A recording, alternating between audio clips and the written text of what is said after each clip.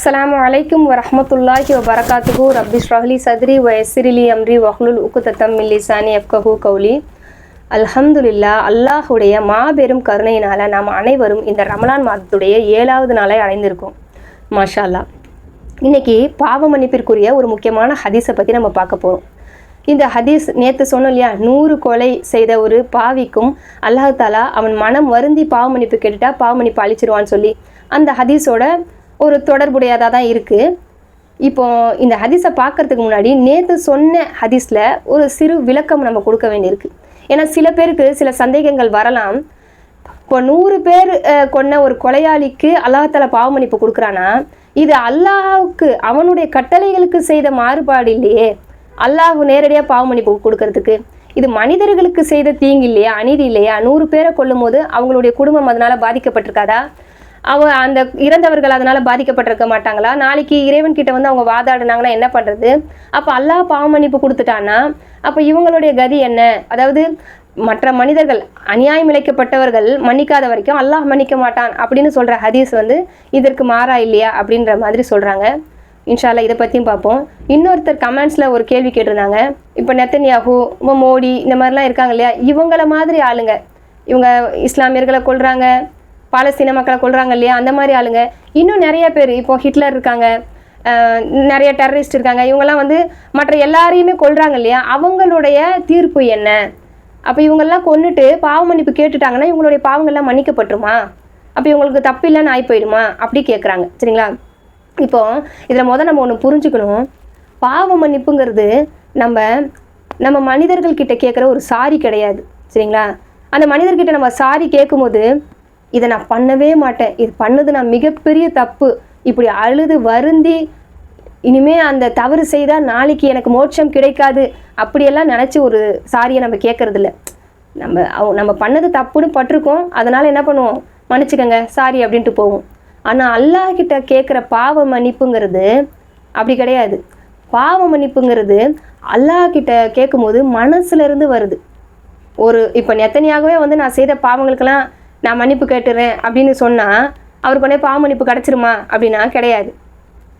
இனிமே நான் அந்த தவறை பண்ண மாட்டேன், நான் பண்ணது எல்லாமே தப்பு, அல்லாஹ் ஒருத்தன் தான் என்னுடைய பாவங்களை மன்னிக்கக்கூடியவன், அதை நான் ஒத்துக்கிறேன், நான் பண்ண தப்புக்காக வேண்டி வருந்துறேன், நாளைக்கு இதுக்கு தண்டனை கிடச்சிருமோன்னு நான் அஞ்சுறேன், நாளைக்கு மறுமையில் எனக்கு நரகம் கிடச்சிருமோன்னு அஞ்சுறேன், இப்படி பல விஷயங்களை உள்ள அடக்கி கையேந்தி நான் செய்த பாவங்களுக்கு மன்னிச்சிருன்னு கேட்கும்போது 100 கொலை இல்லை 1000 கொலை செய்தவர்களுக்கும் மன்னிப்பு கிடைக்கும். அது மனதில் உள்ள அந்த நிய்யத்தை பொறுத்து. இன்றைக்கி பூரா உட்காந்து நம்ம அல்லாஹ் ஒருத்தன் தான் என்னுடைய பாவங்களை மன்னிக்க முடியும், நாளைக்கு அல்லாஹ் ஒருத்தன் தான் என் பாவங்களை மன்னிக்கிறது மூலயமா என்னை சொர்க்கத்துக்கு அனுப்ப முடியும், இந்த நினைப்பு எதுவுமே இல்லாமல் ஒரு நாள் பூரா நம்ம அஸ்தக்ஃபிருல்லான்னு சொன்னாலும் அந்த வாயிலிருந்து வர வார்த்தை அர்த்தமற்றது. சரிங்களா? நம்ம எப்படி இன்னல்லாஹ கஃபூருர் ரஹீம் அப்படிங்கிறத நம்புகிறோமோ அதே மாதிரி இன்னல்லாஹ அலா குல்லி ஷைஇன் கதீர், அல்லாஹ் மன்னிப்பவன் கருணையாளன் அப்படிங்கிறதுல எப்படி நம்ம ஆழமான நம்பிக்கை வச்சிருக்கணுமோ பாவ மன்னிப்பு விஷயத்தில், அதே மாதிரி எல்லா பொருட்களின் மீதும், இந்த உலகத்தில் உள்ள எல்லாவற்றின் மீதும் ஆற்றல் உள்ளவன், எல்லா வகையிலும் ஆற்றல் உள்ளவன், வல்லமை உள்ளவன் அல்லாஹ் ஒருவன் தான் அப்படின்றதையும் நம்ம நம்பும் போது தான் இந்த பாவ மன்னிப்பு சரியானதாக இருக்கும். அந்த நம்பிக்கை இல்லாமல் யாருக்கிட்டேயோ கேட்குற சாரி மாதிரி நம்ம கேட்டோன்னா நம்ம கேட்குற பாவ மன்னிப்பு அர்த்தம் உள்ளதாக இருக்காது. அதனால் நம்ம இவங்களுக்கு பாவ மன்னிப்பு கிடைக்காது, இவங்கெல்லாம் மனிதர்களுக்கு துரோகம் பண்ணிட்டாங்க, இதனால் இவங்களுக்கு கிடைக்காது அப்படி நம்ம சொல்ல முடியாது. இப்போ நம்ம நேற்று சொன்ன ஹதீஸ் பிரகாரம் பார்த்தா 100 பேரை ஒருத்தன் கொலை பண்ணியாச்சு. இப்போ இந்த 100 பேர்கிட்ட போய் எப்படி மன்னிப்பு கேட்குறது? இறந்துட்டாங்க. சரிங்களா? இறந்துட்டாங்க. ஸோ அவங்கக்கிட்ட அவங்க போய் மன்னிப்பு கேட்க முடியாது, அவங்க குடும்பத்தார் எங்கே இருக்காங்கன்னு தெரியாது.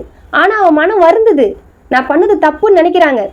ஸோ மனிதர்கள்கிட்ட என்னால் போய் மன்னிப்பு கேட்கக்கூடிய சூழ்நிலையில் நான் இல்லை, அதனால் நான் அல்லாஹ் கிட்ட பாவ மன்னிப்பு கேட்டால் என்னுடைய பாவங்கள் மன்னிக்கப்படாது அப்படின்னு சொல்லி அவங்க பின்வாங்க முடியுமா? அல்லாஹ் கையில் தான் பவரை வச்சுருக்கான், அல்லாஹ் தான் இந்த விதிமுறையை கொடுக்குறான், மனிதர்கள் மன்னிக்காத வரை அல்லாஹ் மன்னிக்க மாட்டான்னு. அப்போ அல்லாஹ் நாளைக்கு மறுமையில் அந்த மனிதனே, யா அல்லாஹ் இவன்லாம் என்னை கொன்னானே, இப்போ நெத்தன்யாஹூ வந்து பாவ மன்னிப்பு கேட்குறாருன்னு வச்சுக்கோங்க, இன்ஷா அல்லாஹ் ஒரு வேலை பாவ மன்னிப்பு கேட்ட பிறகு அல்லாஹ் அவருக்கு பாவங்களை மன்னிக்கிறேன்னு சொன்ன பிறகு சொர்க்கத்துக்கு அனுப்புறேன்ன பிறகு அவரால் கொல்லப்பட்ட எத்தனையோ மூமின்கள் இருக்காங்க. அவங்க வந்து என்ன பண்ணுறாங்க, இந்த மாதிரி எனக்கு இவ்வளோ பெரிய அனிதம் இழைத்தாரே, இவருக்கு இன்னைக்கு சொர்க்கத்தை கொடுக்குறேங்கிறியே, பாவமன்னிப்பை கொடுக்குறேங்கிறியே அப்படின்னா அல்லாஹ் என்ன பண்ணுவான், அவன் நீதியாளன். அவர் எவ்வளோ தவறு பண்ணாரோ அந்த தவறுக்கு தண்டனை கொடுத்த பிறகு அவரை சொர்க்கத்துக்கு அனுப்பலாம் இல்லையா. ஏன்னா இப்போ நம்ம நேற்று பார்த்தோம் இல்லையா, அந்த குரான் வசனத்தில் ஒரு கொலை செய்தவனுக்கும் நிரந்தர நரகம்னு அல்லாஹ் சொல்கிறான். அவனை அல்லாஹ் சபிக்கிறானா, அவன் மேலே கோபப்பட்டுக்கிட்டே இருக்கிறானா.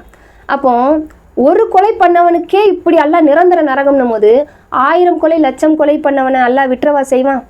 அந்த கொலை உண்டவன் எப்படியாப்பட்டவன், கொலையாளி எப்படியாப்பட்டவன் அப்படிங்கிறத அல்லாஹ் பார்ப்பான். ஒரு வேளை இப்போ கொலையாளி, இப்போ பாலஸ்தீன மக்கள் எல்லாம் அப்பாவி மக்கள், அவங்களை இவன் வந்து அநியாயமாக கொண்டிருக்கான் அப்படின்ற பட்சத்தில் இவனை என்ன பண்ணலாம், நரகத்தில் போட்டு, அதாவது நிரந்தர நரகம் அப்படிங்கிற ஒரு கேட்டகரியிலேருந்து அவர் வெளியே வந்துடுவார். சரிங்களா. நிரந்தர நரகம் இல்லாமல் அவருக்கு என்ன பண்ணலாம், அந்த தவறுக்கான தண்டனையை கொடுத்துட்டு ஒரு நாள் என்ன பண்ணலாம், சொர்க்கத்துக்கு வந்துடலாம் இன்ஷா அல்லாஹ். இப்போ பாவ மன்னிப்பு கேட்காமே அல்லாஹ் ஒருவன் தான் அப்படின்னு ஏகத்துவத்தை ஏற்றுட்டு நிறைய பாவங்கள் செய்துட்டு ஒருத்தன் நரகத்துக்கு போயிட்டான் அப்படின்னு நினச்சிக்கோங்களேன்.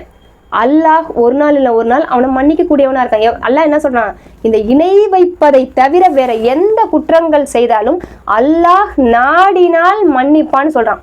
அல்லாஹ் இந்த கொலை செய்கிறது, வட்டி வாங்குறது, இவங்களுக்கெல்லாம் நிரந்தர நரகம்னு சொல்லி இருந்தாலும், தற்கொலைக்கு நிரந்தர நரகம்னு சொல்லி இருந்தாலும், அல்லாஹ் நாடுனா இணை வைத்தவர்களை தவிர லா இலாஹா இல்லல்லாஹ் அப்படிங்கிற ஒரு விஷயம் கடுகளவு அவன் மனசில் இருந்தாலும் ஒரு நாள் இல்லை ஒரு நாள் வெளியே வந்துடலாம். ஆனால் பாவ மன்னிப்பும் கேட்டுட்டானா இன்னும் சீக்கிரம் வெளியே வந்துடலாம். அல்லாஹ் நாடுனா இன்னும் டைரெக்டாக கூட உள்ளே அனுப்புவான்.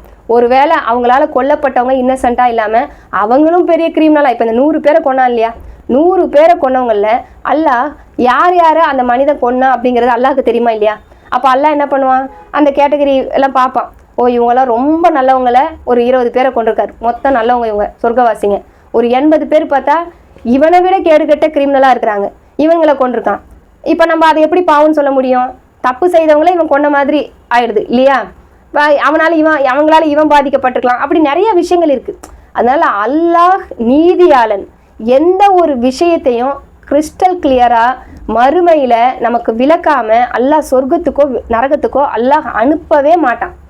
ஒரு மனிதன் சொர்க்கத்துக்கு போகும்போது அவனுடைய நிலைமையை பற்றி அவன் நல்லா தெரிஞ்சு வச்சிருப்பான், அல்ஹம்துலில்லாஹ். ஆனால் அவன் என்ன நினைப்பான்னா, அந்த சொர்க்கவாசி அவனுடைய அல்லாஹ்வுடைய கருணையினால தான் நான் இங்கே வந்திருக்கேன்னு தான் நினைப்பான். நான் செய்த அமலுக்கெல்லாம் இப்படி ஒரு வாழ்க்கைலாம் எனக்கு கிடைக்குமா அப்படி தான் நினைப்பான். ஆனால் அந்த நரகத்துக்கு போகிறானே நரகவாசி, அவன் என்ன நினைக்க மாட்டான், அல்லாஹ்வுடைய கோபத்தினால இங்கே வந்தான்னு நினைக்க மாட்டான்.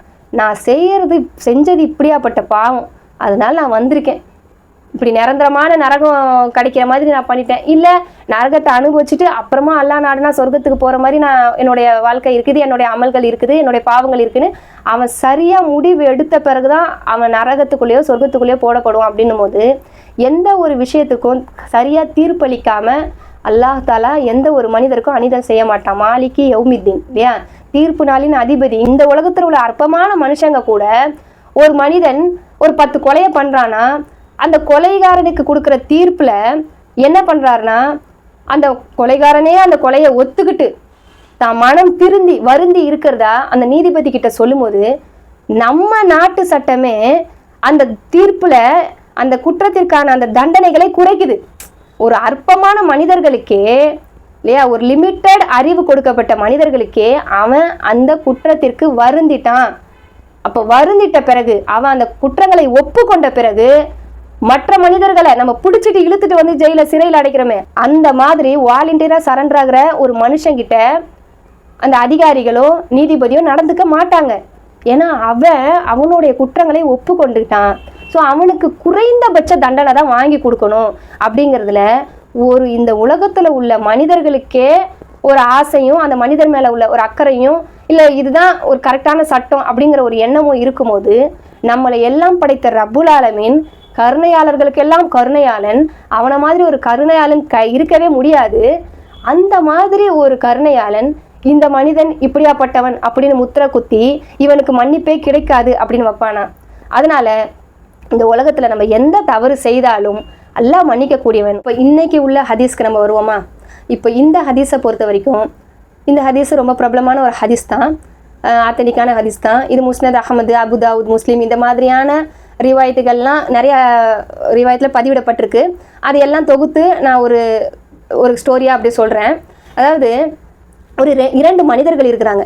அந்த 2 மனிதர்களில் ஒருத்தர் ரொம்ப நல்ல அமல்கள் செய்யக்கூடிய ஒரு சாலிகான மனிதர், சரிங்களா? இன்னொருத்தர் எப்படியாப்பட்டவர்னா பாவங்கள் செய்யக்கூடிய, அதுவும் பாவங்களே தொடர்ந்து இருக்கக்கூடிய ஒரு பாவி. இந்த 2 பேரும் நண்பர்களாக இருக்காங்க. இப்போ அந்த நல்லது செய்யக்கூடிய மனிதர் இருக்கார் இல்லையா, எப்போவுமே அமல் செய்யக்கூடிய மனிதர் என்ன பண்ணுறாருன்னா இந்த பாவம் செய்யக்கூடிய மனிதரை எப்போவுமே எச்சரிச்சுக்கிட்டே இருக்கார். நீ இதை செய்யாத, இது தப்பு, இந்த பாவத்துலேருந்து வெளியே வந்துரு, பாவ மன்னிப்பு கேட்டுரு அப்படின்னு எச்சரிச்சுக்கிட்டே இருக்கார். ஆனால் இந்த பாவம் செய்யக்கூடிய மனிதர் அதை கேட்கவே இல்லை, அதையே தொடர்ந்து செஞ்சுட்டு இருக்கார். ஒரு நாளும் அவர் என்ன பண்ணுறாருன்னா இதே மாதிரி சொல்கிறார், உன் பாவத்துலேருந்து வெளியே வந்துடுறேன், ஏன் இப்படி செய்கிற அப்படின்னு சொல்லி அவரை அதிகமாக கொஞ்சம் வற்புறுத்தி எச்சரிக்கை பண்ணுறாரு. அப்போது அந்த பாவம் செய்யக்கூடிய மனிதருக்கு கோபம் வந்துடுது. என்னடா இது எப்போ பார்த்தாலும் இவர் நம்மளை சொல்லிக்கிட்டே இருக்காருன்னு, என்னையும் அல்லா கிட்ட விட்டுரு, சரியா? இது எனக்கும் என் அல்லாக்கும் உள்ள விஷயம், நீ இதில் தலையிடாத, என்னை பார்க்கறதுக்கு தான் உன்னை அல்லா அனுப்பியிருக்கானா, அந்த மாதிரி சில கடுமையான வார்த்தைகளை சொல்லிடுறாரு. உடனே இதை கேட்ட அந்த மனிதருக்கு, நல்ல அமல்கள் செய்யக்கூடிய மனிதருக்கு கோபம் வந்துடுது. என்னடா இது, நம்ம இவன் நல்லதுக்கு தான் சொல்லிக்கிட்டு இருக்கோம், இவன் என்னன்னா நம்மளே திருப்பி திட்டுறான் அப்படின்னு சொல்லிட்டு என்ன பண்ணுறாருன்னா, அல்லாஹ் மேலே சத்தியமாக உனக்கு பாவ மன்னிப்பே கிடைக்காது அப்படின்னு சொல்கிறாரு. உடனே என்ன ஆகுதுன்னா, இப்போ இந்த 2 பேரும் இறந்து போகிறாங்க. இந்த 2 பேருடைய உயிரும் அல்லாஹ்விடம் அந்த ஆத்மா கொண்டு போகப்படுது. அப்போ அல்லாஹ் கேட்குறான், என்னுடைய கருணையில் நம்பிக்கை இல்லாமல் அவனுக்கு பாவ மன்னிப்பு கிடைக்காதுன்னு சத்தியமிட்டு சொல்கிற உரிமையை உனக்கு யார் கொடுத்தது அப்படின்னு சொல்லி கேட்குறான். அப்புறமா என்ன சொல்கிறான்னா, நான் இந்த பாவி இருக்கான் இல்லையா, இந்த பாவி செய்த பாவங்களை நான் மன்னிச்சிட்டேன், ஆனால் உன்னுடைய அமல்கள், நல்ல அமல்கள் எல்லாத்தையும் நான் வீணாக்கிட்டேன், நீ நரகத்துக்கு போகணும், இந்த நல்ல அமல்கள் செய்தவனை நரகத்துக்கும் அந்த பாவியை சொர்க்கத்துக்கும் அனுப்புகிறதா இந்த ஹதீஸ் வருது. இந்த ஹதீஸில் என்னென்னா, இப்போ சில பேருக்கு ஒரு டவுட் வரலாம், ஒரு பாவி இவர் பாவ மன்னிப்பு கேட்ட மாதிரியும் எதுவும் வரலை, அப்புறம் எப்படி இவருக்கு சொர்க்கமும், அதுவும் நல்லது செய்த ஒரு நன்மையை ஏவுன ஒரு நல்ல அடியாருக்கு நரகமும் அல்லாஹ் கொடுக்குறானே, இது நீதியா இல்லையே அப்படின்னு யோசிக்கலாம். இதில் சில ரிவாயத்தில் சில அறிஞர்களுடைய குறிப்பிட்ட ஒரு கருத்துப்படி அவர் பாவ மன்னிப்பு கேட்டார் அப்படின்னு வருது. ஆனால் ஆத்தென்டிக்கான அந்த ஹதீஸ் எழுத்துக்களை பொறுத்த வரைக்கும் அந்த மாதிரி பாவ மன்னிப்பு கேட்டார் அப்படின்ற மாதிரி வரலை. ஆனால் ஒன்று நம்ம புரிஞ்சுக்கணும், ஒரு மனிதன் பாவம் செஞ்சுக்கிட்டு இருக்கான் அப்படின்னா அவன் மனசுக்குள்ளே அவன் செய்கிறது தப்புன்னு யோசிக்காம தான் இருக்கான், அவன் பாவ மன்னிப்பு கேட்கணும் அப்படிங்கிற நினைப்பு இல்லாமல் தான் இருக்கான், இந்த பாவத்தை விட்டுறணும், நன்மையின் பக்கம் போகணும் அப்படிங்கிற நினைப்பு இல்லாமல் தான் இருக்கான் அப்படின்னு நம்ம முடிவு எடுக்கக்கூடாது, சரிங்களா? அவன் மனசில் அது தோணிட்டு இருந்திருக்கலாம், அவன் மனசில் என்னவா இருக்கலாம், நான் ஒரு நாள் இவர் ரொம்ப அட்வைஸ் பண்ணிட்டு தான் இருக்கிறாரு, நம்ம ஒரு நாள் நம்ம திருந்தணும் அப்படிங்கிற நினைப்போட கூட இருந்திருக்கலாம். எல்லாத்தையும் அறிந்தவன் யார்? அல்லாஹ் தான். இப்போ இந்த ஹதீஸ் முக்கியமாக சொல்லப்பட்டது யாருக்குன்னா, அந்த பாவி சொர்க்கத்துக்கு போனார் அப்படிங்கிற ஒரு விஷயத்தை விட நல்ல அமல்கள் செய்தும் அல்லாஹ்வின் கருணையில் குறைவாக நினச்சாரு பார்த்தீங்களா, அந்த ஒரு மனிதருக்கு நரகம் கிடைத்தது தான் இங்கே முக்கியமான ஒரு விஷயம். ஏன்னா அல்லாஹுடைய கருணை மிகப்பெரியது. இந்த மனிதன் யாருக்கு நீங்கள் எச்சரிக்கிறீங்களோ அந்த மனிதன் நாளைக்கே நல்வழி அடையலாம், நாளன்னைக்கு அவனுக்கு மௌத்து வந்தால் அவர் இன்ஷால்லா சொர்க்கத்துக்கு போகலாம். அப்படி இருக்கிற பட்சத்தில் சத்தியமாக உனக்கு அல்லாஹுடைய பாவ மன்னிப்பு கிடைக்காது அப்படின்னு சொல்கிறதுக்கு இவர் யார், இந்த உரிமையை கொடுக்கறதுக்கு இவருக்கு என்ன ரைட்ஸ் இருக்குன்னு தான் இந்த ஹதீஸ் மூலயமா அல்லாஹ் நமக்கு சொல்கிறான். நான் நினச்சா பாவம் செய்த பாவிக்கும் அவன் மனதில் உண்மையான ஒரு வேளை அந்த வருத்தம் இருந்தால், ஒரு துளி கடுகளவு அவன் மனசை இருந்தாலும் நான் சொர்க்கத்தில் நுழைவிப்பேன். ஒரு அட்வைஸ் கொடுக்குற ஒரு உரிமை தான் உங்களுக்கு இருக்கே தவிர எந்த ஒரு விஷயத்துக்கும் ஜட்ஜ்மெண்ட் கொடுக்கறதுக்கு நமக்கு எந்த ஒரு உரிமையும் கிடையவே கிடையாது. இப்போ நேற்று நம்ம பார்த்தோம் இல்லையா, அந்த ஹதீஸை நம்ம எடுத்து பார்த்தோம்னாலே அதுலேயே நம்மளுக்கு என்ன தெரியுதுன்னா, ஒரு முதல்ல போய் அந்த மனிதன் 99 கொலை செய்யும் போது கேட்டார் இல்லையா, கேட்கும் போது அந்த மார்க்கறிஞர் தவறான தீர்ப்பு கொடுத்தார், உனக்கு அல்லாஹுடைய மன்னிப்பு கிடைக்காது சொன்னோடனே இந்த உலகத்திலேயே அவர் கொல்லப்பட்டுட்டார். இந்த உலகத்துலேயும் அவருக்கு அழிவு, மறுமையிலும் நாளைக்கு எப்படி இருக்கும், அல்லாஹுடைய கருணையில் நம்பிக்கை இழந்ததுனால அவருக்கு நரகம் கிடைக்கலாம். ஆனால் அடுத்து உள்ள மனிதர்கிட்ட போய் கேட்குறாரு. இது முஸ்லீமில் வர ஒரு ரிவாயத்து, நம்ம நேற்று சொன்னது புகாரியில் வந்தது, இதில் இன்னும் கூடுதலான சில விஷயங்கள் வந்திருக்கோம். அதில் அந்த 2வது உள்ள மனிதன்கிட்ட போய் கேட்கும்போது எனக்கு பாவ மன்னிப்பு கிடைக்குமா அப்படின்னு சொல்லி கேட்குறாரு மனம் வருந்தி. நான் இந்த மாதிரி 100 கொலையை பண்ணிட்டேன். கண்டிப்பாக கிடைக்கும், நீ என்ன பண்ணு, நீ எந்த ஒரு ஊரில் வாழ்ந்துக்கிட்டு இருக்கியோ அங்கே ரொம்ப பாவம் செய்கிறாங்க, அந்த ஊருக்கு நீ திரும்பி வந்துடாத. நீ அதை விட்டுட்டு இன்னொரு ஊர் இருக்குது, அந்த ஊரில் எல்லா மக்களும் வணக்க வழிபாடுகளில் ஈடுபட்டுக்கிட்டு இருக்காங்க, நீ அங்கே போய் அவங்களோட சேர்ந்து வணக்க வழிபாடுகளில் ஈடுபட்டு நீ பாவ மன்னிப்பு கேளு, அல்லாஹ் உன்னுடைய பாவங்களை மன்னிச்சிருவான் அப்படின்னு அழகான முறையில் அட்வைஸ் பண்ணுறாரு. அப்போ அவர் அந்த அட்வைஸை கேட்டு என்ன பண்ணுறாரு, அவர் அந்த பாவ மன்னிப்பை நோக்கி நடக்க ஆரம்பிக்கிறார். அந்த வழியில் மரணம் வருது. அந்த வழியில் மரணம் வந்த உடனே அவருக்கு அல்லாஹ் தாலா என்ன பண்ணுறாங்க, நல்ல அமல்கள் செய்த மனிதர்களை எடுத்து செல்லக்கூடிய அந்த மலக்குமார்கள் வந்து அவங்களுடைய உயிரை கைப்பற்றுறாங்க. ஸோ இந்த மாதிரி இறக்கிறதுக்கு 5 நிமிடம் முன்னாடி வரைக்கும் கூட, அது மரணம் நம்ம தொண்டைக்குழியை அடையிறதுக்கு முன்னாடி வரைக்கும் கூட பாவ மன்னிப்புங்கிற ஒரு விஷயத்தை கேட்டுட்டா நம்ம என்ன தவறுகள் பண்ணியிருந்தாலும் அல்லாஹ் நம்ம பாவங்களை மன்னிச்சிருவான் இல்லையா? இப்போ இந்த 2வது உள்ள மனிதரும் இதே மாதிரி உனக்கு பாவ மன்னிப்பு கிடைக்காது அப்படின்னா அவருக்கும் நரகத்தை தேடிக்கிட்ட மாதிரி, இந்த மனம் திருந்தி பாவ மன்னிப்பு கேட்கணும்னு வந்தானே அந்த மனுஷனும் என்ன பண்ணுவோம், அப்போ உண்மையாலுமே நம்மளுக்கு பாவ மன்னிப்புலாம் கிடைக்காது போல இருக்கு, இதெல்லாம் நம்மளாம் நினச்சிக்கிட்டோம் போல பாவ மன்னிப்பு கிடைக்கணும், அப்போ விடு நம்ம அந்த பாவத்திலே தொடர்ந்து இருப்போம், திரும்ப அதை நம்ம செஞ்சுக்கிட்டே இருப்போம் அப்படின்னு சொல்லி அந்த மனிதனும் பாவியாகி நரகத்துக்கு போவான், இந்த மனிதனும் பாவியாகி நரகத்துக்கு போவான். அதனால் நம்ம யாருக்கு அட்வைஸ் பண்ணாலும் அழகான முறையில் நீ இந்த நல்லதை செய்யுங்க, இந்த கெட்டதை விட்டுருங்க, பாவ மன்னிப்பு கேளுங்க, இதை மட்டும்தான் நம்ம சொல்லணுமே தவிர நம்ம என்ன பண்ணக்கூடாது, நீ இதெல்லாம் பண்ணாததுனால நீ பாவி, நீ நரகத்துக்கு போவ, உனக்கு பாவ மன்னிப்பு கிடைக்காது இப்படின்ற ஒரு விஷயத்தை நம்ம சொல்லவே கூடாது. சரிங்களா?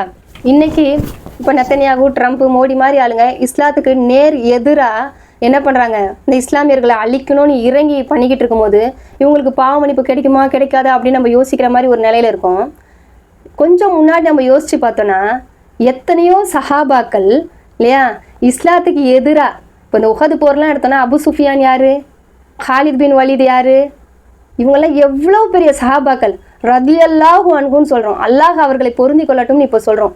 ஆனால் அந்த உஹது போரில் ஏற்பட்ட பெரும் நஷ்டத்துக்கு அவங்க காரணமாக இருந்தாங்க, அந்த போருக்கே தலைமை தாங்கி நடத்தினாங்க. ஏன் உமர் ரதியல்லாஹு அன்ஹு யார்? சரிங்களா? ஸோ இவங்கெல்லாம் இஸ்லாத்துக்கு எதிராக இருந்து தான் எவ்வளோ தவறுகள் பண்ணி தான் அதுக்கப்புறமா அல்லாஹ்கிட்ட பாவ மன்னிப்பு கேட்டு வந்தாங்க. ரசூல்லா ஐயோ அப்பா ஹாலித் பின் வலீதெல்லாம் எவ்வளோ நஷ்டத்தை ஏற்படுத்தினார், எவ்வளோ பெரிய இழப்பு அவரால் நமக்கு அப்படின்னு சொல்லி உங்களுக்கெல்லாம் பாவ மன்னிப்பு கேட்க முடியாது, நீங்கள்லாம் திரும்ப இஸ்லாத்துக்கு வர முடியாது அப்படின்னு சொல்லி அனுப்பிச்சாங்களா? கிடையாது. யார் வேணா எப்படி வேணா மாறுவாங்க. எவ்வளோ பாவங்கள் பண்ணவங்க கூட அவங்க மனம் வருந்தி அல்லாஹ்வை பற்றி முழுமையாக புரிஞ்சுக்கிட்டு அவனுடைய இரக்கத்தின் மேலேயும் அவனுடைய வல்லமையின் மேலேயும் நம்பிக்கை வச்சு அவனை நோக்கி வந்தால் அல்லாஹ் அவர்களை மன்னிக்க கூடியவன்.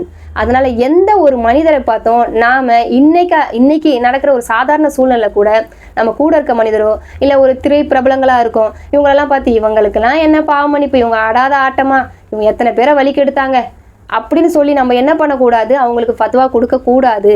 அவங்களுடைய நேர்வழிக்காக, ஒருவேளை நேர்வழியில் வந்த மாதிரி நம்மளுக்கு தெரியுதுனாலும் அடுத்து அந்த நேர்வழியில் நிலைத்து இருக்கணும் அப்படிங்கிறதுக்காக நம்ம துவா செய்யணுமே தவிர யாருக்கும் நம்ம பின்னாடி இருந்தும் கிரிட்டிசைஸ் பண்ணக்கூடாது, முன்னாடியும் உனக்கு பாவ மன்னிப்பு கிடைக்காதுன்ற மாதிரியான வார்த்தைகளை யூஸ் பண்ணக்கூடாது. அதே மாதிரி தவறு செய்தவர்கள் பாவத்துலேருந்து வெளியில் வரணும் அப்படின்னு நினைக்கிற மாதிரி தான் நம்மளுடைய தாவா இருக்கணுமே தவிர போய் இவன் நம்மளை போட்டு நச்சரிக்கிறான், நான் வரவே மாட்டேன்ப்பா, நான் பாவத்தில் தான் இருப்பேன் அப்படிங்க வாய் மூலியமாக சொல்கிற மாதிரி அவங்கள கஷ்டப்படுத்தி கட்டாயப்படுத்தி நம்மளுடைய கருத்துக்களை அவங்க மேலே திணிக்கக்கூடாது. அப்போ அந்த பாவம் நமக்கு தான் வரும். இன்னொன்று, நம்ம சுத்தமானவங்க அவங்கெல்லாம் பாவிகள் இந்த மாதிரியான ஒரு விஷயமும் இருக்கக்கூடாது. இந்த ஹதீஸ்லேருந்து அது புரியுதா இல்லையா? நான் நல்லா அமல் செய்கிறேன், நீ அந்த மாதிரி வான்னு கூப்பிட்டாரு. ஆனால் அவருடைய மனசில் இதுவும் இருந்திருக்குது, என்னன்னா ஒரு அகந்தை, நான் கரெக்டாக இருக்கேன் நீ தப்பாக இருக்க அதனால உனக்கு பாவ மன்னிப்பு கிடைக்காது அப்படின்னு. ஸோ அந்த மாதிரி இருக்கக்கூடாது. அல்லாஹ் தஆலா தன்னுடைய குர்ஆனில் என்ன சொல்கிறான்னா, அதாவது உங்களையே நீங்கள் தூய்மையானவங்க அப்படின்னு நினச்சிக்காதீங்க, யார் தக்குவா உடையவர்கள் என்பதை அல்லாஹ் மட்டும்தான் அறிவான் அப்படின்னு சொல்கிறாங்க. ஸோ அதனால் இந்த ஒரு அறிவை நபிகள் நாயகம் ஸல்லல்லாஹு அலைஹி வஸல்லம் அவங்களுக்கு கூட அல்லாஹ் தஆலா கொடுக்கல. சரிங்களா? ஏன்னா அந்த கௌசர் தடாகத்தில் தண்ணி கேட்டு நிற்கும் போது என்னுடைய உம்மத்தார் என்னுடைய சஹாபின்னு கூப்பிடும்போது நீங்கள் போன பிறகு இவங்க என்னெல்லாம் பண்ணாங்கன்னு உங்களுக்கு தெரியாது, அதனால் இவங்களுக்கு இது தடுக்கப்படுது அப்படின்னு சொல்லும்போது ரசூலுல்லாஹ்க்கே அவங்க கூட இருக்கவங்களுடைய நியத்து எப்படி இருந்துச்சு, அவங்க அதுக்கப்புறம் எப்படி ஆனாங்க, அவங்க மரணத்துக்கு பின்னாடி அவங்களுடைய நிலை என்ன அப்படிங்கிறதெல்லாம் தெரியாதப்போ சாதாரண மனிதர்களாகிய நமக்கு எந்த விஷயமும் தெரியாது. அதனால் எல்லாம் அறிந்தவன் அல்லாஹ் தான், எல்லாவற்றையும் மன்னிக்கக்கூடியவன் அல்லாஹ் தான். சரிங்களா? அதனால் இன்ஷா அல்லாஹ் அல்லாஹ்வுடைய கருணையில நம்பிக்கையோட மற்றவர்களையும் நம்ம நல்வழிப்படுத்தணும் அப்படிங்கிற நினைப்போட நம்மளுடைய செயல்கள் ஒவ்வொன்றும் இருக்கணும். இன்ஷா அல்லாஹ். அல்லாஹ் தாலா நாம் எதை கேட்டோமோ அதன்படி நடக்க நாம் அனைவருக்கும் கிருபை செய்வானாக. வாஹிர் தாவானா அல்ஹம்துலில்லாஹி ரப்பில் ஆலமீன். அஸ்ஸலாமு அலைக்கும் வரஹ்மத்துல்லாஹி வபரகாத்துஹு.